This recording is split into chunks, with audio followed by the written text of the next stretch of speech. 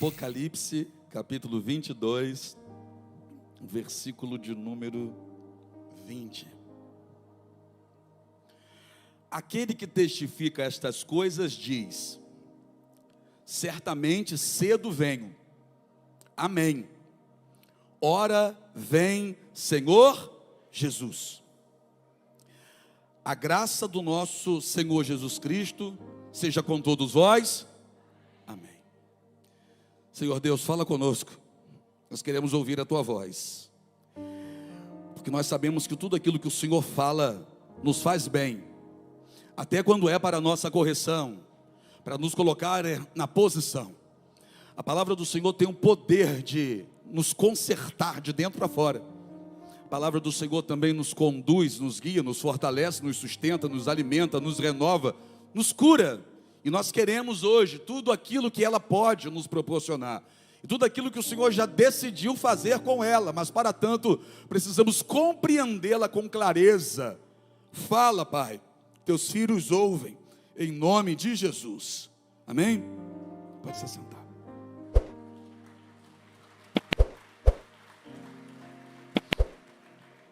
Pastora, no período da ministração do louvor,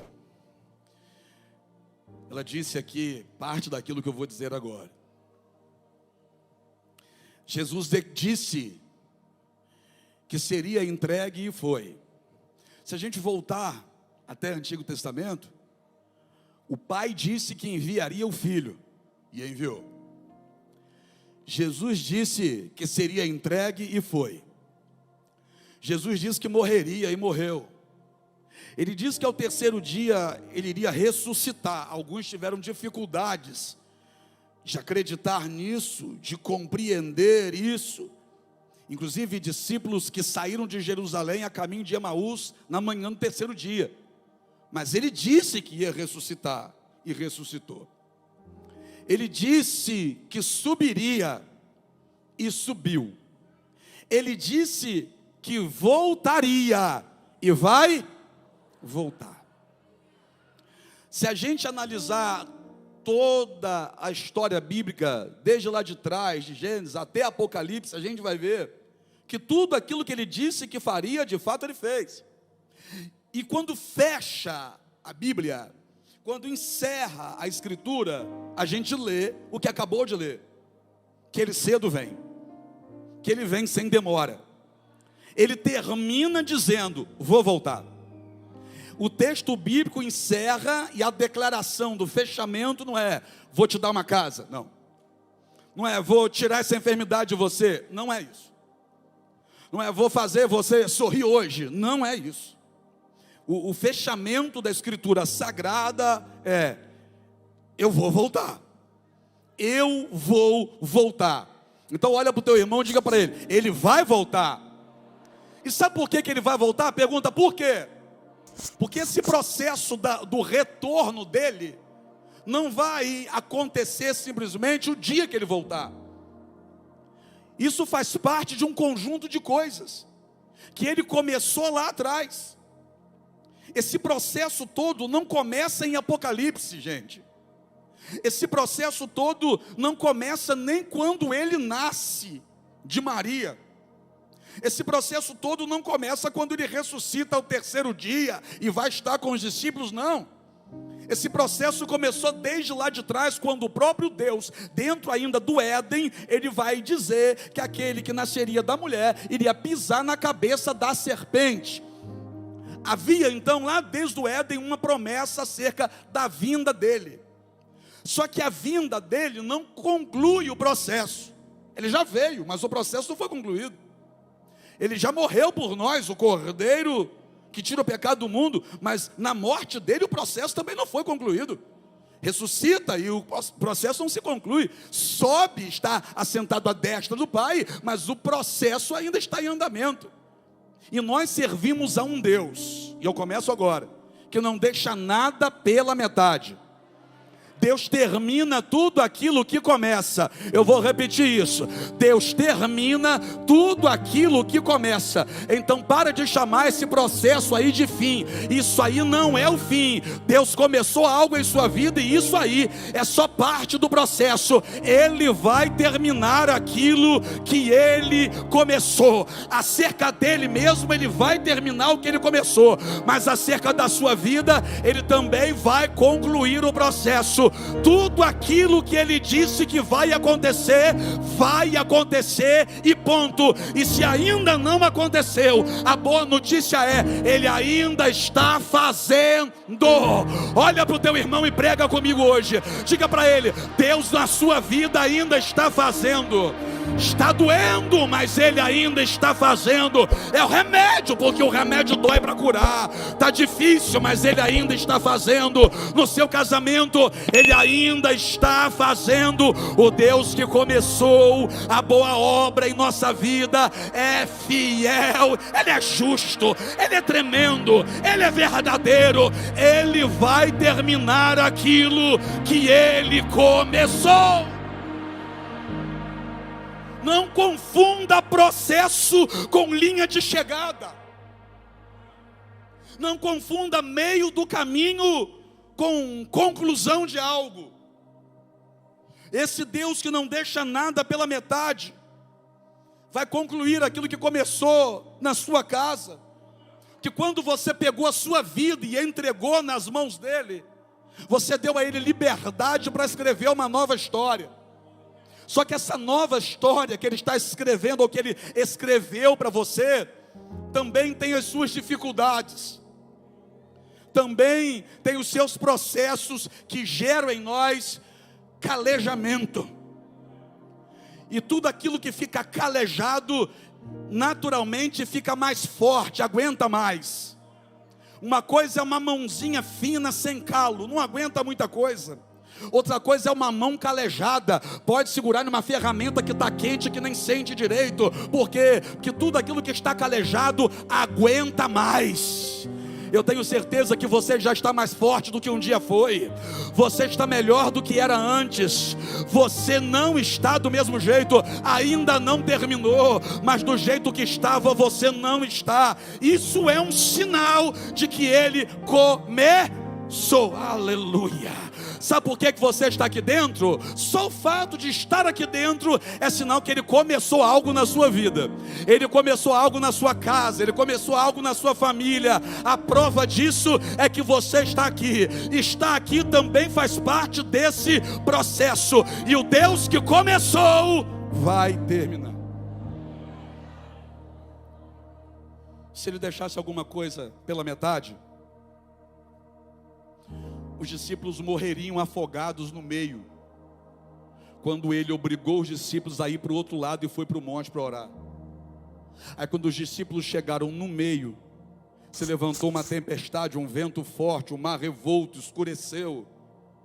Lá vem Ele caminhando sobre as águas, para encontrar com os discípulos. Pergunta para mim, para quê? Para terminar aquilo que Ele havia começado. Porque Ele não disse para os discípulos, vão até o meio. Ele disse, vão para o outro lado. E se é para chegar do outro lado, nada no meio seria capaz de afundá-los. Então fica tranquilo que para você também tem uma promessa, que você vai chegar do outro lado. Sabe, essa enfermidade é problema do meio. Sabe, essa tempestade é dificuldade do meio. Sabe, essa perseguição é vento forte que sempre aparece no meio. E por que aparece no meio? É para fazer você pensar em desistir. Só que segura na mão daquele que começou, porque aquele que começou vai te levar até o final. Se o meu Deus deixasse alguma coisa pela metade, Ele teria tirado Isaac de Abraão. Como assim?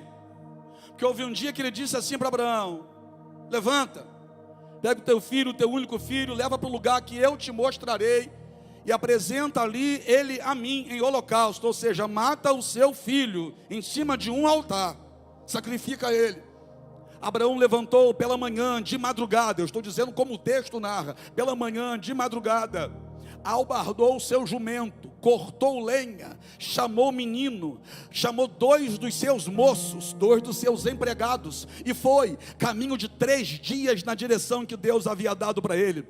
3 dias caminhando, ele avista o lugar de longe. Tem coisa que a gente quer que aconteça na nossa vida de forma rápida. Ele caminha 3 dias, e 3 dias de caminhada, de acordo com o texto, ele avista o lugar de longe. Abraão caminha 3 dias angustiado, e nesses 3 dias Deus não falou com ele. Mas é interessante, mesmo caminhando 3 dias para fazer algo que para ele era a coisa mais difícil da vida dele, ele não olha para trás. E por que eu digo que Abraão não olha para trás? Porque o texto vai dizer que ele avistou o lugar de longe.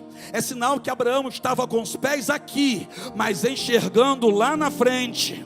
Eu vou dizer de novo, Abraão estava com os pés aqui e enxergando lá na frente. E o que é isso? Era um sinal de como Abraão era.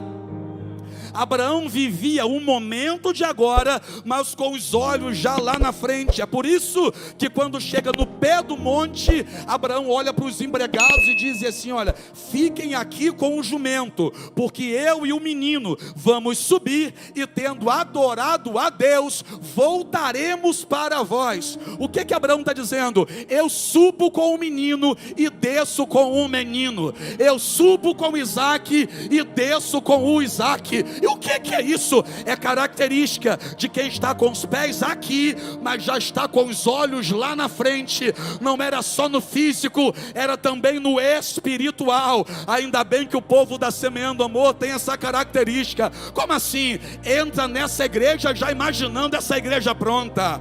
Ei, levanta as mãos para adorar, já enxergando a vitória da própria casa. É ou não é? Vem para o culto de domingo dizendo: hoje eu estou indo sozinho, mas eu já posso ver a minha família entrando nessa casa comigo. Eu já posso ver os meus amigos entrando nessa casa comigo. Por que enxergo assim?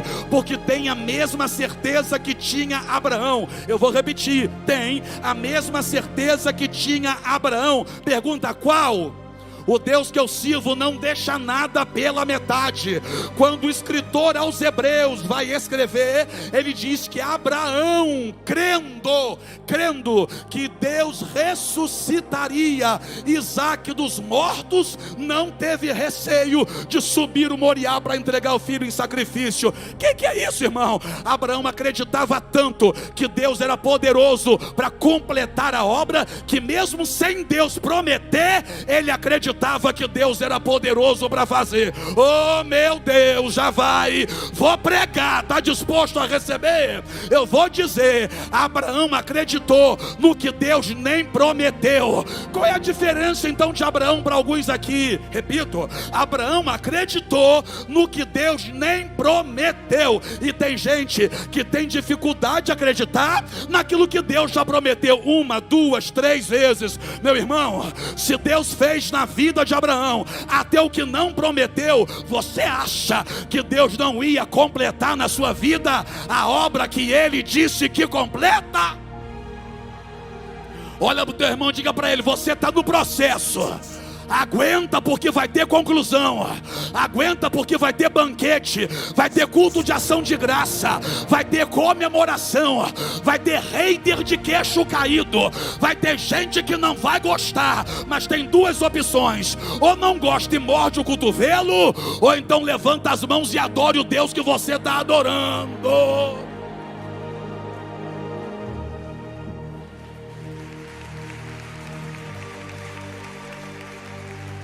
Se Deus deixasse as coisas pela metade, Abraão desceria do monte sem Isaac. Mas quando Abraão foi matar Isaac, Deus bradou dos altos céus: Abraão, Abraão, não estenda a mão contra o menino e não lhe faça nenhum mal, porque agora sei que temes a mim, que me ama de verdade. Eles amarram Isaac e desce do monte com Isaac. Mas presta atenção, Abraão não era mentiroso. Abraão, quando subiu, disse: nós vamos adorar e depois nós vamos descer. Então o que Abraão está dizendo? Obedecer a Deus também é adorar a Ele. Acreditar que Ele é poderoso para fazer também é uma forma de adorar a Ele. Confiar que Ele completa aquilo que Ele começou também é uma forma de adorar a Ele. E eu estou pregando para um povo que tem certeza que Deus vai completar. Eu estou pregando para um povo que acredita no que Deus prometeu. E quem acredita já está adorando a Deus. Quem acredita já está honrando o nome dEle. A tua fé está sendo transformada agora em um aroma suave que está subindo e o meu Deus está respirando. Por quê? Deus está olhando para esse lugar nessa noite, está olhando para o anjo do lado, está dizendo: olha o povo que acredita me adorando, olha o povo que sabe que eu não deixo nada pela metade, honrando o meu santo nome. Deixa eu ver quem veio adorar, deixa eu ver quem sabe que Deus vai completar a obra. Deus vai concluir aquilo que Ele começou. Se Deus deixasse alguma coisa pela metade, se Deus deixasse alguma coisa pela metade, Sadraque, Mesaque e Abednego morreria queimado dentro da fornalha. Por quê?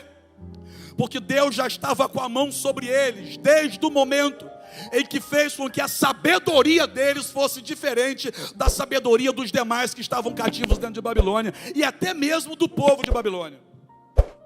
Porque eram hebreus que estavam dentro de Babilônia, mas tinham mais sabedoria do que aqueles que estudaram dentro de Babilônia. Então Deus já estava fazendo na vida deles há muito tempo. Você só está aqui porque Deus já está fazendo na sua vida, ó. Você está pensando que Deus começou hoje? Ó, sabe aquele livramento de morte lá fora? Era Deus já fazendo. Sabe aquele Citotec que a sua mãe tomou e não conseguiu abortar você? Já era Deus fazendo. Sabe aquela bala que entrou no seu corpo, mas não teve a capacidade de te matar? Já era Deus fazendo. Sabe aquele carro que capotou, mas você saiu com vida? Os médicos disseram, isso foi um milagre. Já era Deus fazendo. Sabe você que disse que jamais colocaria os pés dentro de uma igreja evangélica, e hoje está aqui dentro, assim como eu um dia disse isso, adorando e exaltando o nome do Senhor? É porque tudo que aconteceu na nossa vida lá fora, para a gente chegar aqui dentro, já era Deus fazendo. Então Deus já estava fazendo na vida deles, muito antes deles se darem conta. Aí Nabucodonosor levanta uma estátua e diz: dobra os joelhos diante da estátua, e quem não se curvar diante da estátua será lançado na fornalha de fogo ardente. Os três não se curvaram. Estou resumindo para a gente acelerar. Não se curvaram, e foi-lhes dado uma nova chance. Nós vamos tocar os instrumentos de novo. E quando tocar de novo, vocês se prostrem. Se não se prostrarem, vai ser jogado na fornalha, vai morrer queimado. E tem mais, vou mandar aquecer 7 vezes mais. Aumenta lá a temperatura da fornalha, mete mais lenha do negócio. Aumentou a temperatura da fornalha. O que ele não sabia é que Deus já havia aumentado a resistência desses três. Como assim? Vou te explicar. O diabo aumentou o nível da pressão. O que o diabo não ainda havia se dado conta é que Deus também já trabalhou na sua vida, aumentando a sua capacidade de resistência.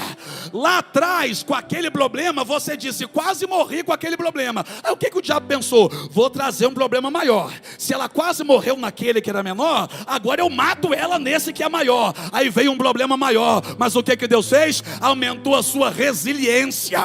Você está mais forte. Entenda, a chama não diminuiu, pelo contrário, a chama aumentou. Foi a resistência deles que foi multiplicada. Você está entendendo ou não? O problema não diminui, fica preocupado não. Deus aumenta a tua força, Deus aumenta a sua resistência, Deus aumenta a sua intimidade com Ele. Joga ele na fornalha.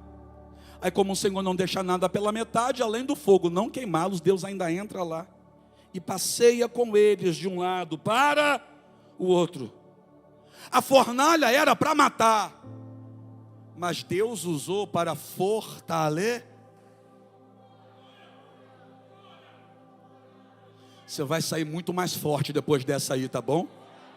depois dessa luta, depois dessa dor, depois dessa enfermidade, depois desse desemprego, depois dessa afronta, depois dessa perseguição, eu não sei o que você está passando, depois disso aí que você está passando, você está colocando isso igual problema, depois dessa luta, dessa guerra, você vai sair disso aí muito mais forte do que você entrou. Por quê? Que aquilo que o diabo traz para te matar, Deus utiliza para te fortalecer e te promover. Estou entendendo? Não, vou dizer com todas as letras: aquilo que não te mata te deixa mais forte. Pegou ou não? Aquilo que não te mata te deixa mais forte. Então estufa esse peito, levanta essa cabeça, dá uns 3 glória a Deus. Por quê? Porque hoje você tem mais força para adorar.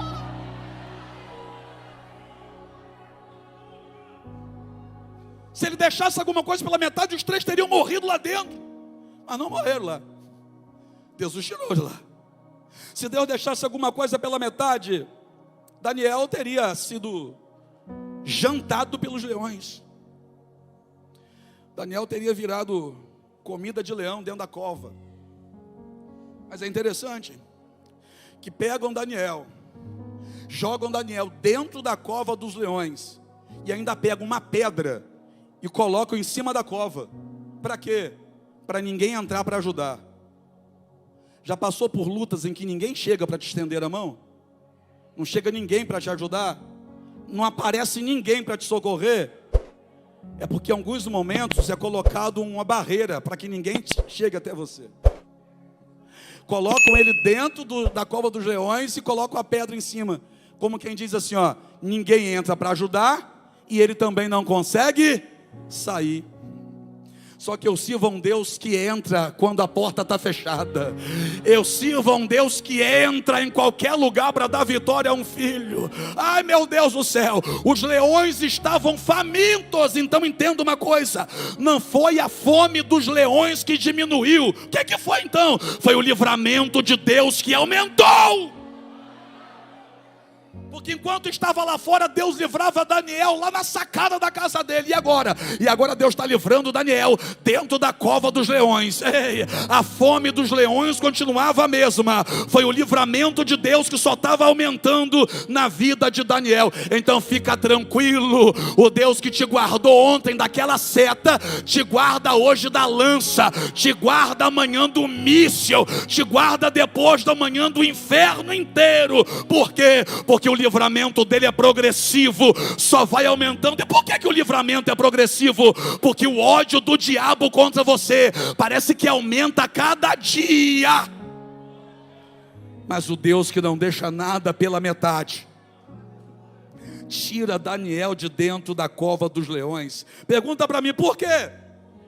Por conta de algo que ele falou usando a boca de Isaías. Isaías 54, toda ferramenta preparada contra ti não prosperará. Ele disse toda ferramenta, ele não disse olha, algumas coisas, não. Toda ferramenta, pode ser leão, pode ser pitbull, pode ser fofoqueiro, pode ser calúnia, difamação, pode ser perseguição no trabalho, pode ser amigo fura-olho. É toda ferramenta preparada contra ti não prosperará. Deus não deixa nada pela metade. Se Deus deixasse alguma coisa pela metade, Elias teria morrido no deserto de Berseba. Mas Elias não morreu no deserto de Berseba. Elias deixa o moço dele, vai para o deserto. Só que quem estava no controle da vida de Elias era Deus. Elias apresenta um quadro depressivo. Ele vai para o deserto e deita debaixo de um zimbro. Se Deus deixasse alguma coisa pela metade, Elias morreria ali. Você consegue enxergar naquele texto que lá naquele deserto não chegou ninguém para procurar Elias? Ninguém foi lá. Você consegue perceber nesse texto que mais à frente, essa passagem de Elias, Deus vai dizer para Elias que ainda haviam em Israel 7.000 joelhos que não haviam se dobrado. Ou seja, ainda tinha muitos homens de Deus em Israel. Mas o fato é, quando Elias esteve no deserto sozinho. Nem quem era homem de Deus apareceu para ajudar. Está assustado? Mas é a verdade. Que tem deserto que é assim. Nem aquela tua amiga que é mulher de oração aparece para te ajudar. Nem aquela pessoa que diz para você, pode contar comigo, naquele dia chega lá. E não é porque não quis. E é porque então? É porque Deus decidiu tratar de você. E Deus não deixa nada pela metade. Aparentemente Elias estava esquecido no deserto. Eu disse aparentemente, pergunta para mim, por quê? Porque Deus não poderia ter esquecido Elias. Porque Deus não é homem para que minta, nem filho do homem para que se arrependa. Como assim? Ele disse em Isaías 49:16: se a tua mãe te esquecer, eu não te esqueço, porque o teu nome está gravado na palma das minhas mãos. Deus levanta Elias naquele deserto, levando para ele pão e água. Por quê? Porque Deus não deixa nada pela metade. Se Deus deixasse alguma coisa pela metade, Jó morreria pobre e envergonhado. Por quê? Porque o mal que Jó temia aconteceu. E é ele quem diz e não eu. É Jó que vai dizer, o mal que eu temia, este me sobreveio. E o que aconteceu com Jó? Você sabe. Jó perdeu tudo. Gado, ovelha, camelo, saúde. A esposa não aguentou ficar perto e assistir o sofrimento. Jó ficou no lixo, com um caco de telha na mão. Na sua Bíblia aí em português diz cinza, mas no original é lixo. Ele foi para o lixão da região. Por quê? Porque o fedor que exalava dele era semelhante à caatinga do lixo. A Bíblia vai dizer que as pessoas passavam de longe, porque não suportavam o mau cheiro que saía dele. Jó está sentado no lixo com um caco de telha na mão, se raspando. E ele vai dizer, o mal que eu temia, esse me sobreveio. Só que a vida de Jó pertencia a Deus. E Deus não deixa nada pela metade. O que era para acabar com Jó, serviu para Deus promover Jó. Porque o texto vai dizer que Deus virou o cativeiro de Jó. Eu vou dizer de novo. Deus virou o cativeiro de... Agora dá uma olhadinha como foi o processo. Quem olhasse para Jó, passando por tudo aquilo, poderia pensar assim, rapaz, Jó virou um brinquedo de Satanás. Parece que Jó virou um brinquedo, uma bola do capeta, que o capeta está chutando sem parar. Tira o gado, tira as ovelhas, tira os camelos, derruba a casa dos filhos, tira a saúde dele. A mulher não suporta a pressão, vai embora. A impressão que dá é que Satanás pegou Jó para brincar com ele. Era como se Satanás estivesse olhando para Jó e estivesse dizendo assim, ó, vou tirar tudo, porque agora ele é meu. Vou acabar com ele, vou assolar ele. Só que Deus não deixa nada pela metade. E Jó lá na frente vai dizer, antes eu te conhecia só de ouvir falar, agora os meus olhos te veem. Oh meu Deus, parecia que era uma peteca na mão do diabo, mas Jó poderia também recitar o que Deus falou através da boca de Isaías no capítulo 41. Pergunta, e o que? Não temas, porque eu sou contigo. Não temas, porque eu te chamei pelo teu nome. Tu és meu. O diabo está pensando que Jó é dele, para fazer o que quer e o que não quer com Jó. Mas Deus desce na terra para dizer, Jó é meu. E Deus virou o cativeiro de Jó. Eu vou repetir, Deus virou o cativeiro de Jó. Deus permitiu que Satanás tocasse em Jó, mas Deus não permitiu que Satanás tivesse Jó. Então olha aqui para mim, você perdeu, mas você não está na mão do diabo não. Algumas dores você sofreu, mas você não está na mão do diabo não. Por quê? Você tem um Deus vivo e todo poderoso, que quando olha para você e diz assim, ó, você não é do diabo, você é meu. Deus não deixa nada pela metade. Se deixasse, Jó morreria sem nada, pobre, envergonhado e frustrado. Mas o texto vai dizer que Deus virou o cativeiro dele, trazendo para ele tudo em dobro do que ele antes possuía. Se Deus deixasse alguma coisa pela metade, o discípulo João morreria sofrendo, angustiado e dizendo: todos me abandonaram na ilha de Patmos. Porque a ilha de Patmos, onde João foi lançado, era castigo para aqueles que se levantavam contra Roma ou contra o judaísmo. Porque naquele momento, eu vou falar, posso falar assim ou não? Porque naquele momento, naquela época, política e religião estava tudo misturado. Entendeu?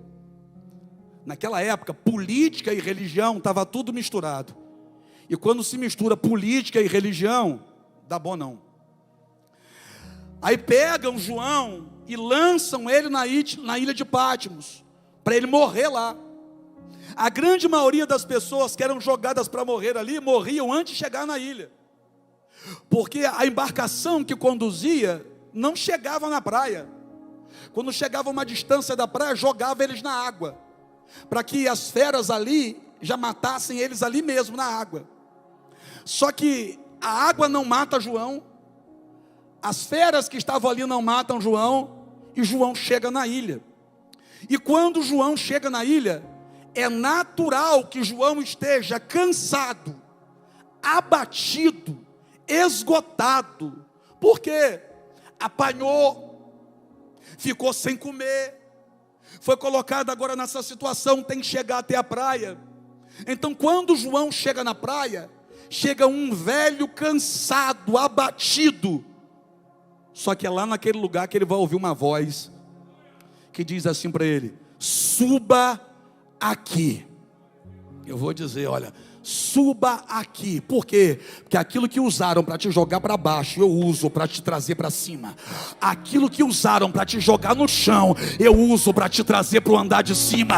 Suba aqui. E essa voz começa a falar com ele. E é ele que vai dizer, não sou eu. E virei-me para ouvir aquele que comigo falava. E quando ele virou, ele caiu no chão como morto. Por quê? Porque os olhos eram como chama de fogo, o cabelo era branco como a lã branca, os pés eram como latão reluzente, o peito estava cingido, aleluia, e a sua voz era como um som de muitas águas. Meu Deus do céu, eu vou dizer de novo, olha, a voz era como um som de muitas águas. Qual foram as últimas palavras que João ouviu?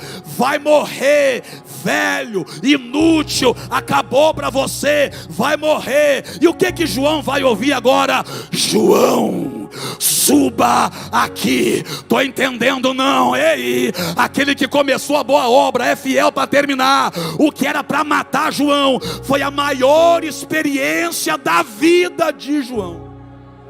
Estou terminando. Eu vou terminar já já, sabe por quê? Porque aquilo que era para matar João, Deus transformou na maior experiência da vida de João. João estava lá naquele barco em que houve a pesca maravilhosa. Você vai ver no texto que ele estava lá. Ele viu isso. João viu Jesus ressuscitar a filha de Jairo. Ele estava dentro do quarto quando Jesus ressuscitou a menina. João viu Jesus revestido de glória lá no monte da transfiguração. Ele viu, ele subiu naquele monte, Jesus chamou ele para ir.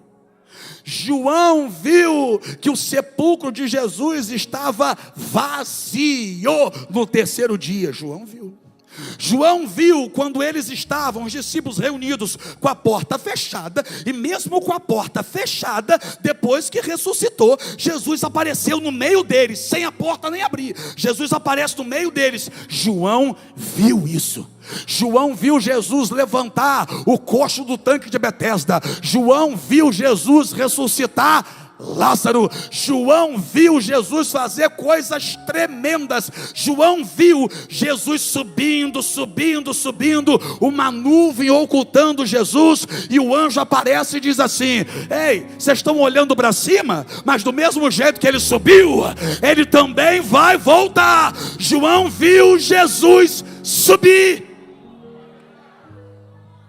Mas João não tinha visto o trono. Em Apocalipse ele viu. João não tinha visto querubim. Em Apocalipse ele viu.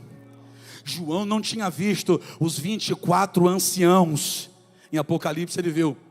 João não tinha escutado. João estava na última ceia. E como ele estava na última ceia, Jesus, a Bíblia diz que Jesus cantou. Jesus cantava bem? Não sei, eu não canto. Se Jesus cantava, eu não sei. Eu sei que Jesus cantou na última ceia. E João ouviu a música que Jesus cantou. Só que João, em Apocalipse 5, ouviu um novo cântico. Em Apocalipse 5 ele vai dizer assim, ó: e eu vi no céu, na terra e debaixo da terra, que todos começaram a cantar um cântico novo, que dizia assim: ao que está sentado sobre o trono, seja honra, seja louvor. E quando foi que João ouviu isso? Quando foi jogado na ilha de Patmos. Eu vou falar, posso falar, Kelly? Se Jesus tivesse ido lá e perguntado assim, João: ô João, meu filho, você quer ir para a ilha de Patmos? João diria assim: Deus me livre disso. Por quê? Porque tem coisas que a gente não quer passar. A gente não quer passar por algumas coisas, quer? Se alguém perguntasse a João: você quer morrer como? Enforcado ou ser lançado na ilha de Patmos? E João escolheria a forca. Você quer morrer como com uma espada atravessada no seu bucho, como foi com o Tiago? Ou quer ser lançado na ilha de Patmos para morrer lá? Que na ilha de Patmos, quem conseguia chegar na ilha morria de fome na ilha. João com certeza diria: mete a espada então. Se alguém perguntasse a João: quer passar por isso? João diria: eu não quero passar por isso. Se alguém dissesse para João assim, ó: você vai passar por isso, eu sei qual seria o propósito de oração de João. João ia abrir um jejum, ia dobrar o joelho todo dia, falar com o Senhor: Senhor, não me deixa passar por isso. Senhor, me livra de passar por isso. Senhor, eu não quero passar por isso. Porque tem coisa que a gente não quer passar. Mas se João não passa por isso, ele não vê o céu pelo lado de dentro. Se João não passa por isso, ele não vê o Senhor assentado em um alto e sublime trono. Se João não passa por isso, ele não vê querubim ao redor do trono, um na frente, um atrás, um do lado e outro do lado esquerdo, cantando: santo, santo, santo é o Senhor dos exércitos. Santo, santo, santo é o Senhor dos exércitos. Se João não passa por isso, ele não vê o arco celeste ao redor do trono. Arco celeste, de acordo com a Bíblia, que não tinha mais as cores que tinham lá na época de Noé. Porque o arco celeste, quando aparece na época de Noé e aparece no céu nos dias de hoje, ele tem 7 cores. Mas lá em Apocalipse 4, quando João viu o arco celeste ao redor do trono do Senhor, ele só tinha uma cor, que é a cor verde. E a cor verde é a única cor que você olhando para ela não se cansa. Se João não passa por isso, ele não veria a sala do trono com a porta aberta. E o que é a sala do trono com a porta aberta? É um convite: entra porque eu estou te esperando. Se João não visse, se João, não passa por isso, ele não teria visto os 24 anciãos revezando dentro dos seus turnos. Como assim, apóstolo? Eu já preguei sobre isso aqui, né? Se ele não vê, se ele não passa por isso, ele não tem a experiência de ver os 24 anciãos revezando nos seus turnos. Como assim? 24 anciãos. Quantas horas tem um dia? 24. Um ancião para cada turno de 1 hora, que chega com as taças diante do trono do Senhor e coloca diante dele as suas orações. E João viu isso. E quem são esses 24 anciãos? Os primeiros 12 representando as 12 tribos de Israel do Antigo Testamento, e os outros 12 representando os 12 apóstolos. Mas Judas caiu em tentação, mas Deus levantou Paulo no lugar de Judas. Então, se os 12 dos 24 representavam os apóstolos, João está vendo ele mesmo diante do trono, dobrando os joelhos, Maurília, e tirando o negócio da cabeça. O que? Uma coroa da cabeça. colocando diante do Senhor, olhando para ele e dizendo: santo, santo, santo. Se João não passa por aquilo, ele não teria a certeza de que Deus já havia preparado uma coroa para a cabeça dele também. Eu não estou entendendo, irmão. A maior experiência de João foi quando João passou por algo que ele não gostaria de ter passado. Terminei. Por quê? Para você parar de reclamar disso que você está passando. Como assim? Veja bem, eu não estou querendo zombar da sua dor. Eu também tenho as minhas. E só a gente sabe o quanto dói. Mas o que eu estou querendo dizer para você é que desse processo que a gente queria fugir, nesse processo a gente pode ter a maior experiência espiritual da nossa vida. Diz que se nos fosse perguntado, quer passar por isso, a gente diria: Deus me livre. Por trás disso está uma grande oportunidade de crescer espiritualmente como nunca cresceu, de ter uma experiência com Deus como nunca se teve. João viu o céu pelo lado de dentro, ouviu o que estava acontecendo lá, se viu lá dentro e viu que no céu não tem choro. Então João, naquele pior momento da vida dele, viu que o Senhor tem poder para enxugar dos nossos olhos toda a lágrima. Então olha para o teu irmão e diga assim para ele: ó, quer chorar agora? Chora, porque já já ele enxuga essa lágrima dos teus olhos. Fique em pé comigo para adorar a Ele. Deus não deixa nada pela metade. Ninguém quer sofrer. Ninguém quer passar por momentos difíceis. A gente não quer luta, a gente não quer dor. Mas a gente precisa entender que isso é parte de um todo. É um processo, gente. Ninguém amadurece sorrindo o tempo todo, brincando o tempo todo. Tem hora que a vida dá uns sacodes na gente, mas a gente não precisa ficar preocupado, porque Deus está com a mão, controlando tudo. Até aquilo que nos sacode está debaixo do controle de Deus. Essa enfermidade não assusta Deus. Esse desemprego não assusta Deus. Esse vento que você está sofrendo aí não assusta Deus. Eu insisto em dizer, é parte do processo.